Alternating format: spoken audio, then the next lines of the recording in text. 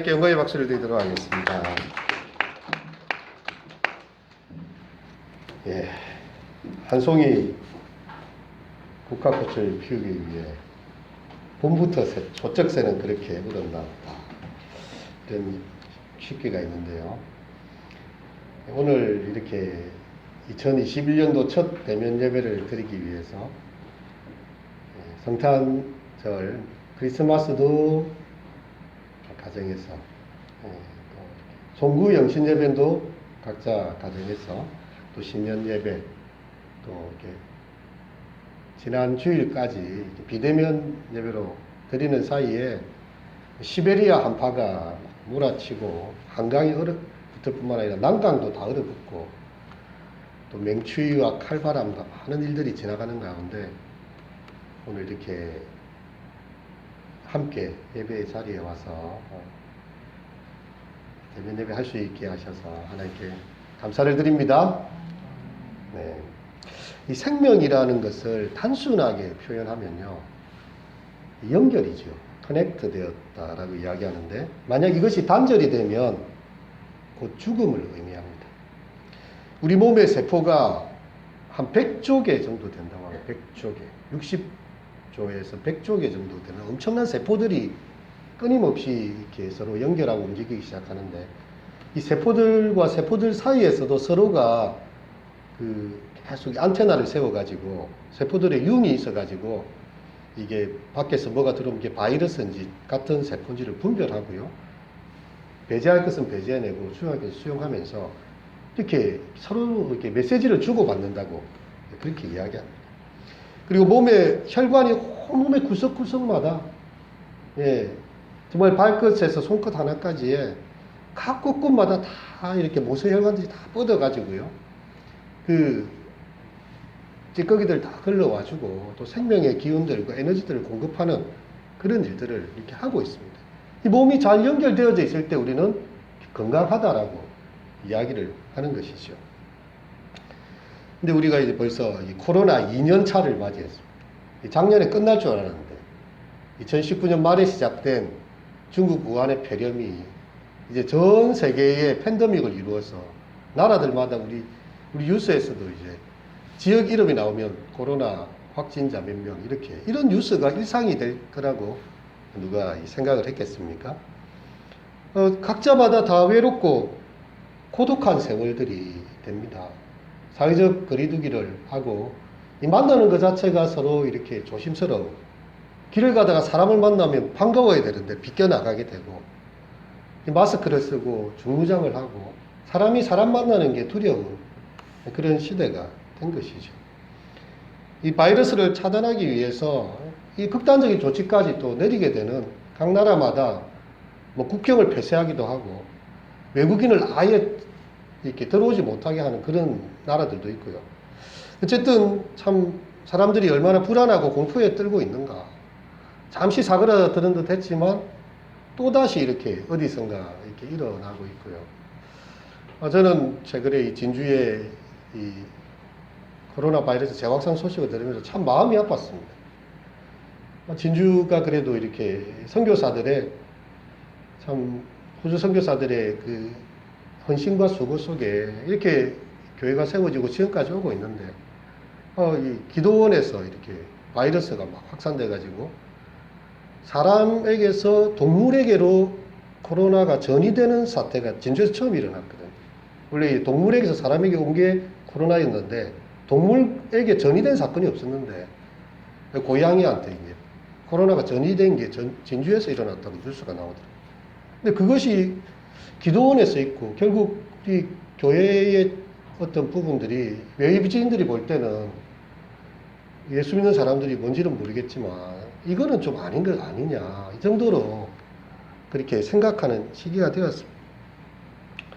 하지만 우리는 참 이 가운데서요, 우리가 하나님 앞에서는 더불어서 함께 그분을 바라보면서 설 수 있다, 이 사실을 기억해야 합니다. 이 몸이 서로 멀어져 있지만 마음을 가까이 할 수 있는 또 새로운 방법들이 있습니다. 그래서 제가 우리 성도님들에게 문자든지 카톡이든지 목회 서신들 보내드리고 유튜브 설교 영상을 보내드리는 것도 그렇게 해서라도 말씀을 서로 나누고 또 이렇게 답신을 주는 분들이 또 계세요. 그럼 또 안부를 묻고 이렇게 서로 이렇게 교류할 수 있는 그런 또 장이 되는 것이죠. 이 언택트 시대고 이것은 새로운 변화, 온택트, 온라인과 또한 사람 사이에 따뜻한 온정이 더 필요한 온택트 시대로 전환되는 것 같습니다. 오늘 본문의 말씀은 내 안에 거하라, 나도 너희 안에 거하리라, 그 말씀입니다. 우리의 생명이 그리스도를 통해서 생명으로 잇닿게 된다는 사실. 우리의 영혼이 하나님으로부터 이렇게 나왔고 우리 하나님과 잇닿아 있을 때 우리 영이 살아 있다는 사실입니다.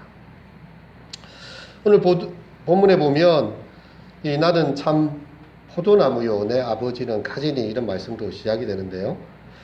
하나님을 묘사할 때에 포도원을 가꾸시는 농부로 이렇게 내 아버지는 농부시다 이렇게 표현을 하고 있습니다. 이 농부가 왜 이렇게 포도원 빈야드, 포도원을 그렇게 가꾸고 수고를 할까요? 아, 포도 참 보기 좋구나. 참 좋아. 사진을 찍어야지. 그래서 사진사들이 하는 일입니다. 아, 이 목재로 써가지고 이걸 해가지고 뭐 집을 지어야지. 포도원은요, 보면 알지만 그 가지가 그렇게 튼튼하지도 않고 다 구부러져 있어가지고 목재로 쓸 수가 없어요. 그럼 단 한 가지죠. 포도나무를 키우는 농부는요, 포도의 그 탐스러운 좋은 열매를 얻기 위한 것입니다. 하나님께서는 자신을 포도나무를 가꾸시는 농부로 표현하고 있어요. 구약에서 포도나무는 하나님께서 애굽에서 이렇게 나무를 뽑아다가 가나안 땅에 심은 이스라엘 백성으로 그렇게 표현을 했습니다. 시편 80편에 보면 이 포도나무를 돌보소서, 주의 오른손으로 심으신 줄기요 주를 위하여 힘있게 하신 가지니이다.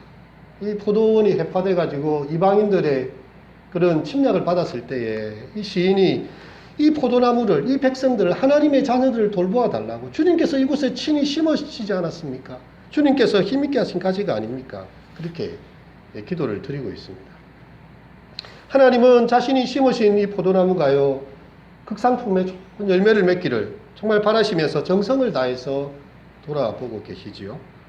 하지만 이스라엘은 몹쓸 열매, 악한 열매를 맺는 그런 나무가 되어버렸습니다. 하나님이 어떻게 하십니까? 열매 맺지 못한 가지들을 잘라내십니다. 그리고 더 많은 열매가 제대로 맺힐 수 있도록 가지치기를 하시는 것이죠. 제가 천안에서 사역할 때 새벽 기도가 4시 반에 있었어요. 그러면 이제 4시에 일어나서 새벽 차량 운전을 합니다. 하루의 시작이 이제 새벽 4시부터 시작이 돼요. 그리고 새벽 기도를 마치고 이렇게 교회로 걸어오다 보면 달빛이 확 쏟아지는 날에 이 배꽃, 이 배꽃을 보면서 감탄한 적이 있었는데요. 배나무의 이 꽃이 얼마나 아름다운지, 와, 진짜 하늘의 그 빛깔과 땅의 흰색이 어우러지면서 환한 그런 모습을 보여줬습니다. 그 시조에 보면 이화의 월백하고 은하니 삼경인제 일지춘심을 자규에 알람하는 다정도 병인양하여 잠못들을 하노라. 뭣도 모르고 외웠던 고등학교 때 식기가 있는데, 이화의 월백하고라는 그 말이요, 하얀 배꽃과 밝은 달빛을 이야기합니다. 월백, 이화, 배꽃과 달빛이 만나는 장면이지요. 은하수는 한밤인데 아직 남은 푸른 내 맘 소쩍새가 어찌할까, 정 많음이 병이라 잠 못 들고 뒤척이네. 야, 이걸 이 시인이 이렇게 보고 이야기를 했구나. 이 달빛과 배꽃의 만남이 사람을 멈추어 서게 만들고요, 정말 그 앞에서 이렇게 숨죽이게 만듭니다.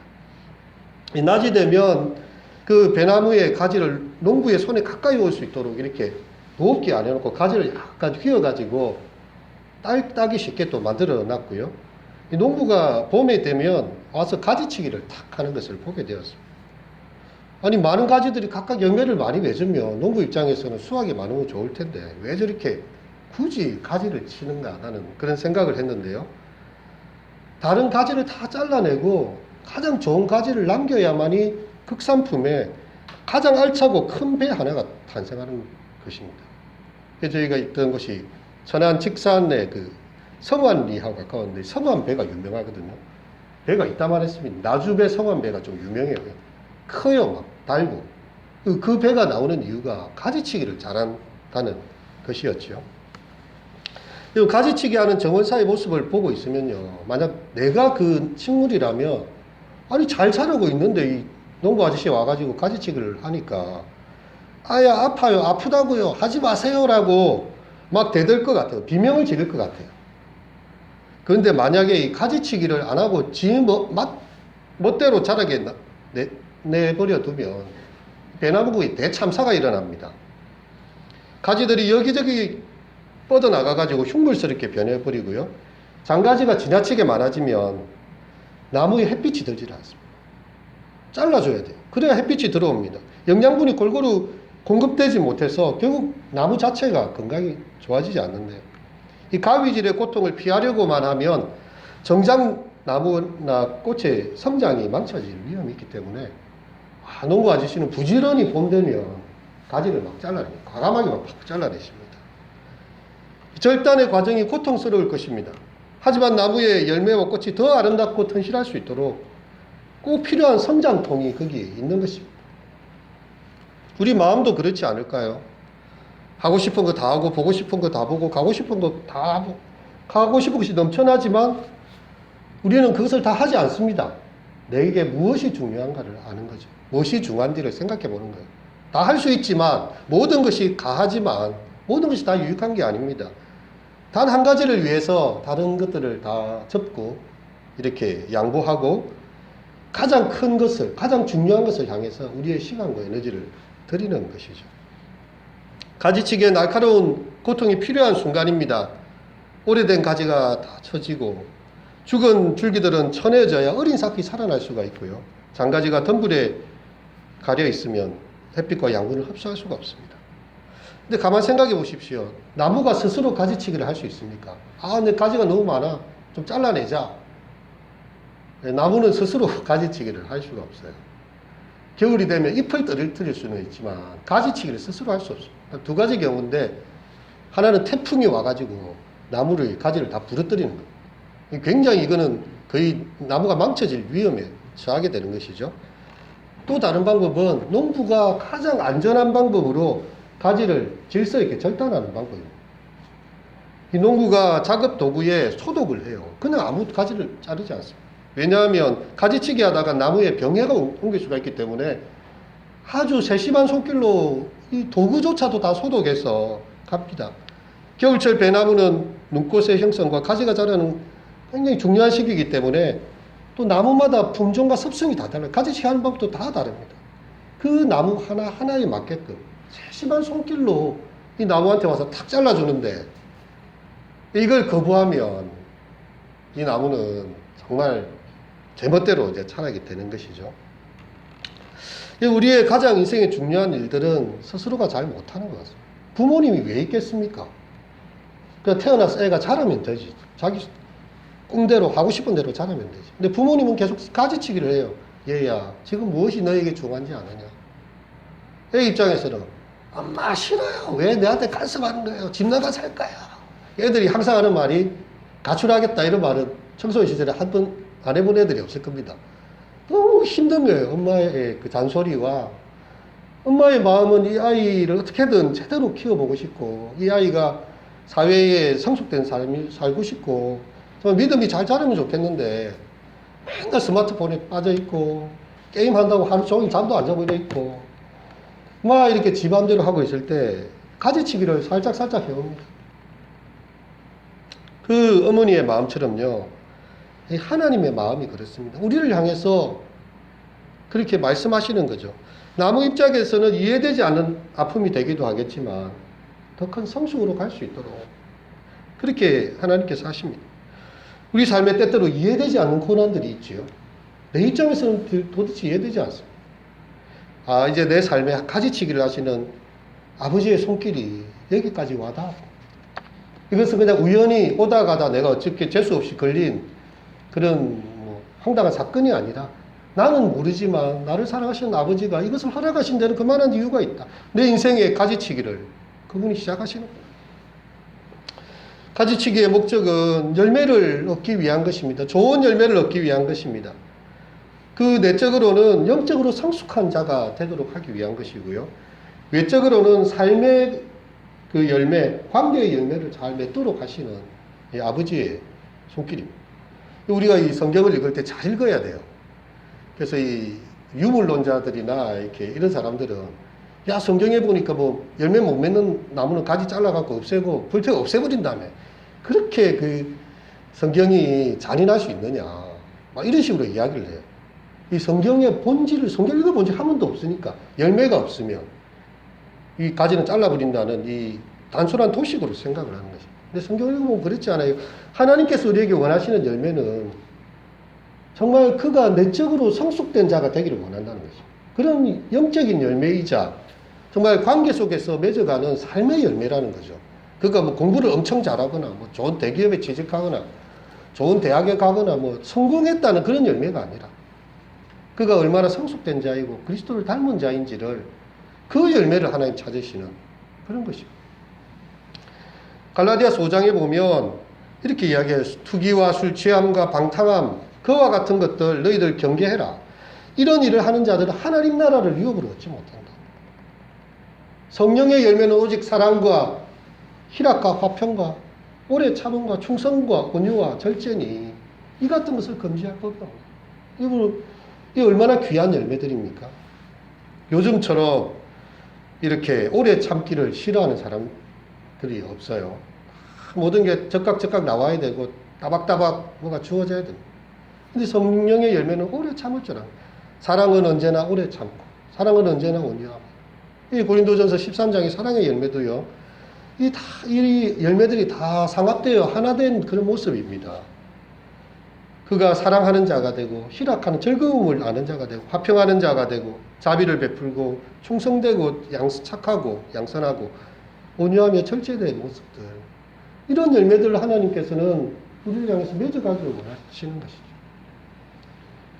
그리고 두 번째 열매가 삶의 관계의 열매죠. 고린도서 16장에 보면 형제들아 스데바나의 집은 곧 아가야의 첫 열매요. 여러분 이 바울이 복음을 전했을 때에 한 가정이 예수님을 믿게 된 거예요. 세례를 받고. 이거 너무 귀한 열매라는 거예요. 이 아가야에서 스데바나의 집이 예수님을 믿었으니 이것이 바로 귀한 열매다. 그 교회가 그 사람들을 사랑으로 받아주지 않으면 그들이 오겠습니까? 또한 바울 사도가 진리의 말씀을 제대로 전하지 않으면 그들이 예수를 믿겠습니까? 어렵게 한 가정이 예수를 믿고 세례를 받고 왔다는 거죠. 이것이 바로 아가야 지역의 첫 열매다. 그렇게 이야기를 하고 있는 것입니다. 이렇게 열매 맺지 못한 나무에 대해서 포도농부는 어떻게 하시는가? 아버지께서 그것을 제하시고 무릇 열매 맺는 가지는 더 열매 맺게 하려 그것을 깨끗게 하시느니라. 이런 비유가 이렇게 성경에 자주 등장을 하는데요. 마태복음 7장에 보면 좋은 나무가 나쁜 열매를 맺을 수 없는 것이죠. 못된 나무가 아름다운 열매 또한 맺을 수가 없습니다. 아름다운 열매를 맺지 않는 나무마다 찍혀서 불에 던져 사르겠다. 열매로 그들을 알리라. 이게 이제 선지자들과 그 말씀 전하는 자들에게 이야기하는 거죠. 그들의 삶의 열매가 결국은 그 메시지의 열매가 된다는 것이죠. 오늘날에는 우리가 이제 거짓 선지자와 이 하나님 말씀 제대로 전하는 사람이 어떤 사람인지 분명하게 드러나는 시대입니다. 예전에는 잘 몰랐어요. 와, 저기는 저런 스타일로 예수를 믿는 것 같다. 아, 여기는 이런가 했는데 지금은 이제 저거는 예수 믿는 게 아니지. 왜냐하면 그걸 통해서 예수의 이름을 가리고 있거든요. 복음을 못 듣게 만들어요. 그래서 열매를 보면 그 나무를 알게 될 것이다. 그렇게 표현하는 그런 것입니다. 또 우리 사람들도 열매 없는 자가 되게 하지 않기 위해서 필요한 것을 준비하고 좋은 일 배우기를 힘쓰기를 배우야 하라. 여러분 우리의 지나온 날들에요. 우리의 지나온 삶에 나는 어떤 열매를 맺었을까? 연말 연시 될 때 생각해 보지 않습니까? 한 해를 마무리하면서 나는 지금까지 무슨 열매를 맺고 살아왔나? 또 앞으로는 어떤 열매를 맺을 것인가? 그렇게 생각하게 됩니다. 하나님께서 우리 삶에서 잘라버리시기를 원하시는 그런 옛날의 못된 성들, 왜냐하면 가지라는 것은 이 계보를 갖고 있거든요. 뿌리부터 온 게 자기 나름 이렇게 쭉 뻗어 있는 게 있습니다. 다 이유가 있어요, 나름. 하지만 과감하게 잘라내야 될, 하나님 앞에서 잘라내야 될 그것들에 대해서, 내가 버려야 될 것에 대해서 이전에 익숙했던 것이지만 지금 하나님 앞에서 내가 재조정해야 될 것에 대해서 결단해야 됩니다. 그래야 하나님 원하시는 열매를 맺을 수 있지요. 근데 어떻게 열매를 맺을 수 있는가? 성경은 이야기합니다. 가지는 스스로 열매를 맺을 수 있다. 여러분, 나무 가지 하나 툭 끊어가지고, 야, 이 가지 튼실하네. 나무에 해가지고 땅에 심어 보십시오. 죽습니다. 열매는 맺히기는 커녕 유지도 안 됩니다. 여러분, 우리는 이 약골로 뒤로 걸어가면 수없이 나무들을 심기도 하고, 없애기도 하고, 농부가 올해는 뭐 산딸겠지만 또 내년에 딴 거 해보자. 이렇게 이렇게 나무들 있는 거 많이 보잖아요. 여러분, 그 열매 맺는 단 한 가지 방법은 예수님께서 말씀하시는 방법은 가지가 그 나무에 잘 붙어 있는 것이에요. 나는 참 포도나무요. 너희는 가지니. 내가 그 안에, 그가 내 안에 있으면 이 가지는 열매를 많이 맺는다. 내 안에 거하라는 것이죠.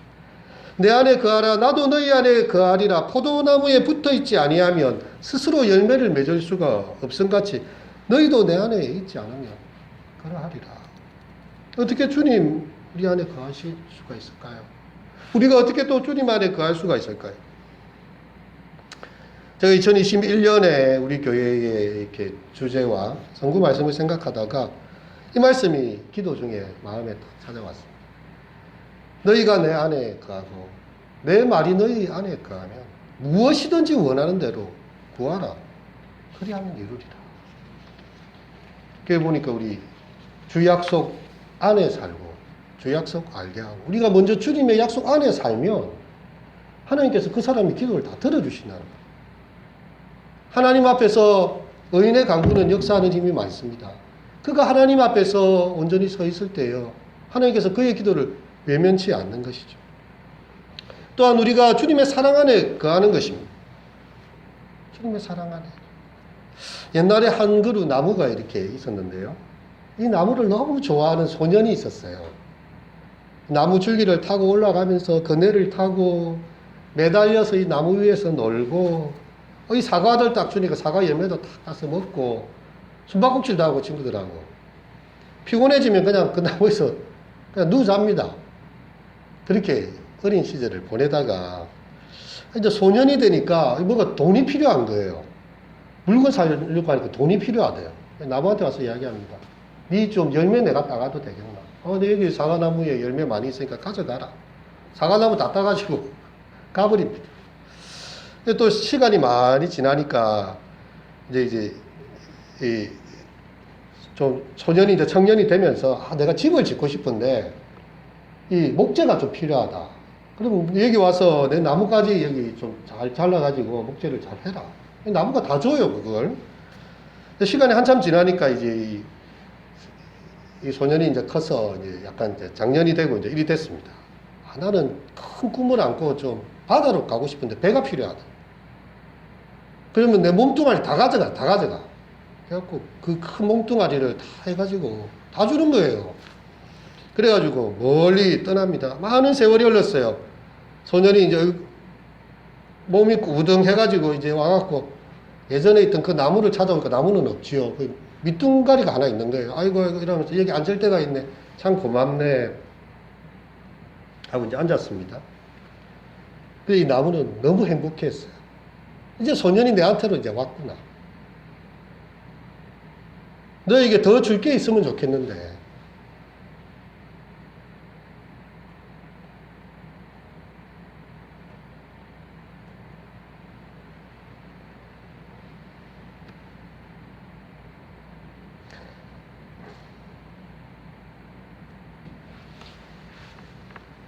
내게 남은 것이 아무것도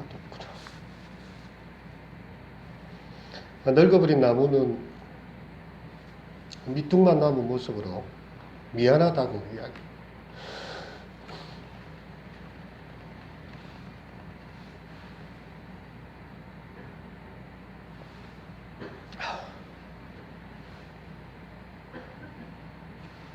여러분 쉘 실버스타인의 아낌없이 주는 나무의 이야기인데요. 여러분 우리 사는 세상 참 각박합니다. 그런데도 이렇게 속 깊이 여러분에게 무언가를 내어주고 언제든지 힘을 얻고 이렇게 해주는 세상에 단 한 사람이라도 있으십니까?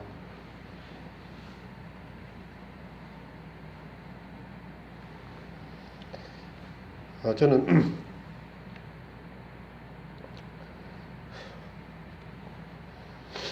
시골에 이제 어머니 계신데 아버지 계신데 갔다가 겨울에 물풀이 있었어요. 가녀린 나무에 물풀이 다 이렇게 겨울 되니까 있는데 이 잠자리 한 마리 가서 딱 앉아 있다가 이 물에서 가까이서 쉴 수 있도록 하고 날아가는 그런 모습을 이제 본 적이 있었는데요. 겨울이 다 되었어도 이 물풀 하나가 남아 있어서 이 잠자리에는 참 큰 안식처가 되더라고요.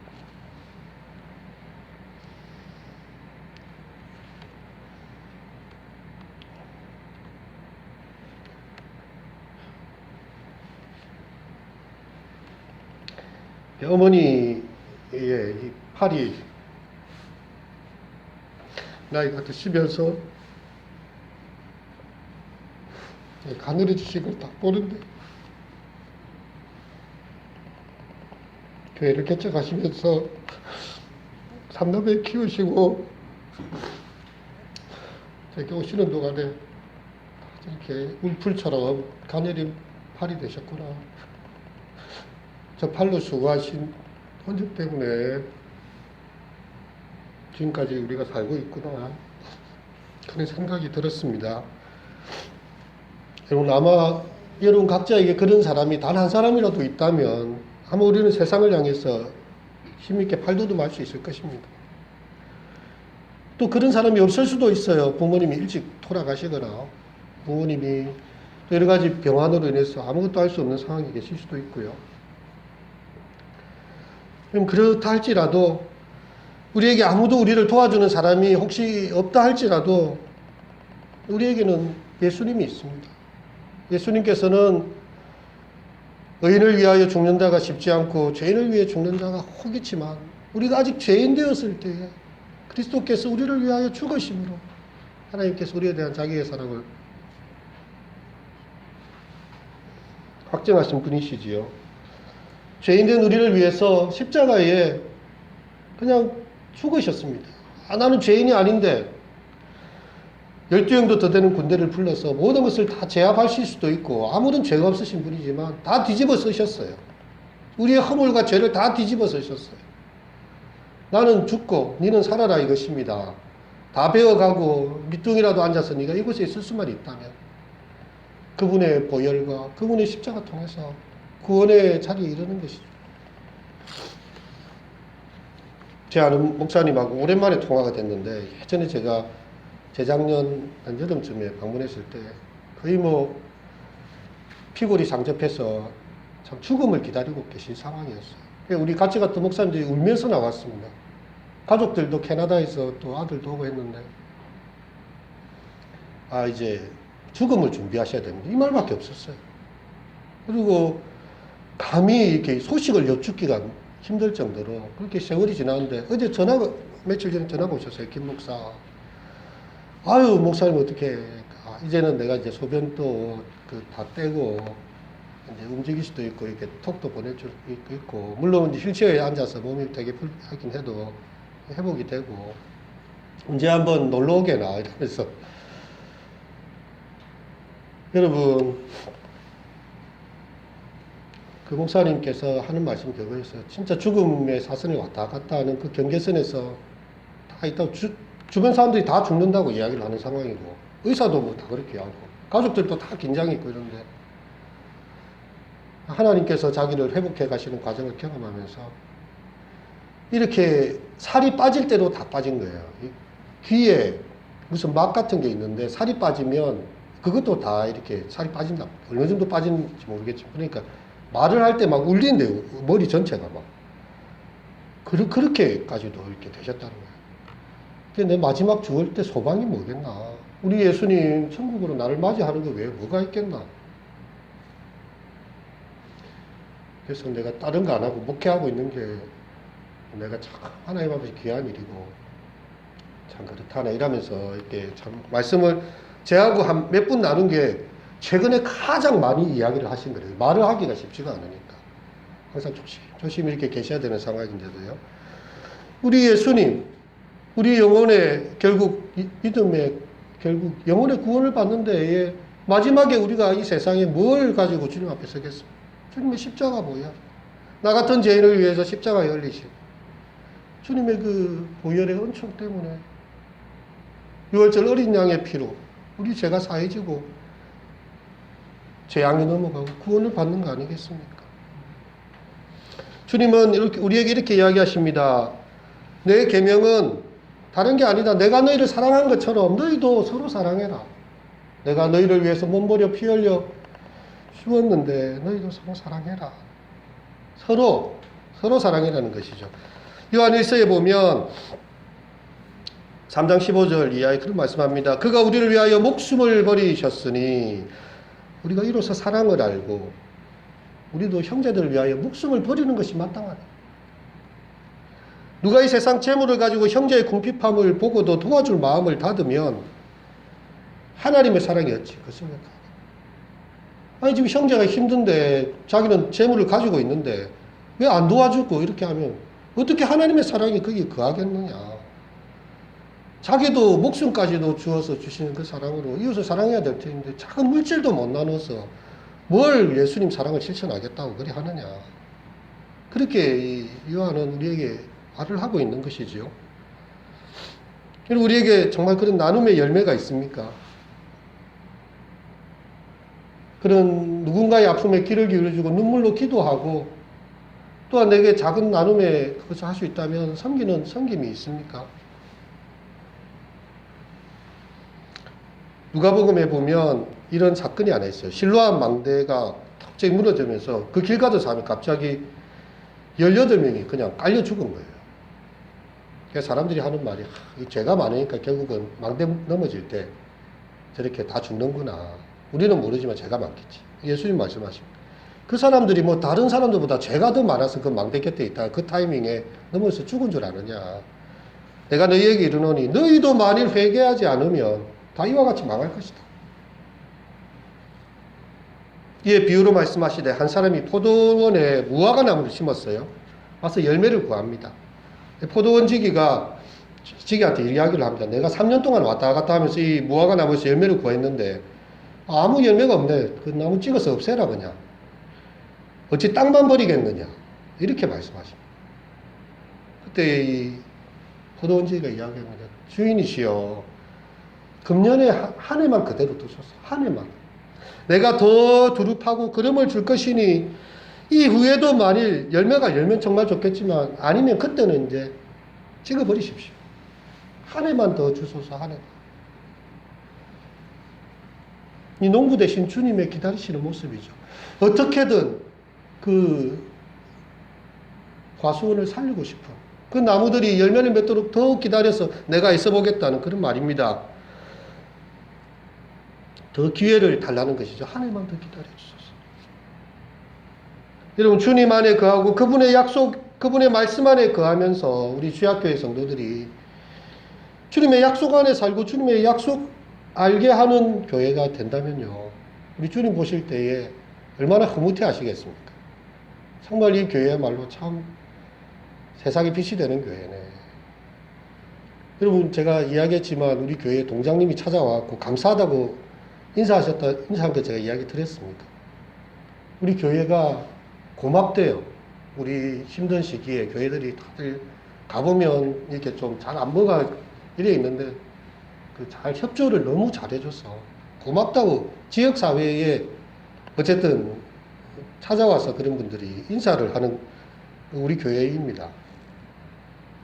여러분 우리가 좀 더 적극적으로 더 어렵고 힘든 성도들의 상황들과 또 지역의 사람들을 작은 마음으로라도 품을 수 있다면 우리가 주님 안에 거하고 주님의 말씀이 우리 안에 거한다면 여기서 구하는 무엇이든지 원하는 대로 다 이루리라.